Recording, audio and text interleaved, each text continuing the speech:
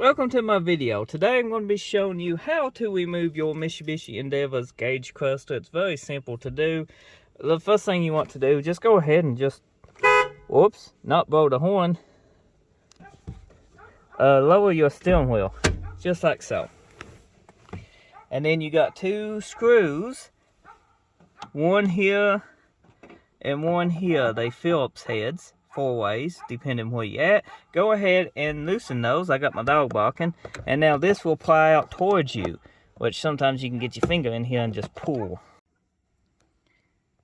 If you can see, I got my finger in this gap here and it will pull out towards you. And I can't do it single-handed. If it helps, you do got a bezel right here. This bezel can come out. It just pops off.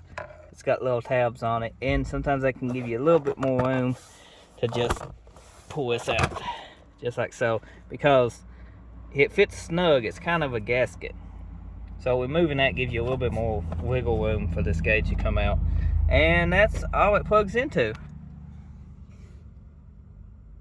is that connector.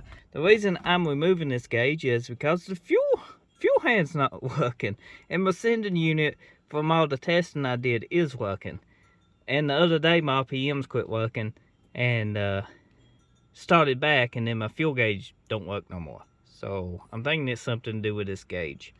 So I'm going to inspect it, and if you need to install this gauge, it goes in the same way. And yeah, it's that simple to remove your Mitsubishi Endeavor gauntlet the same way. So hopefully you enjoyed. If you're new, get subscribed, and be sure to drop a like, leave a comment, and if you're a returning subscriber, thank you for watching no more videos. Appreciate it. See you next time.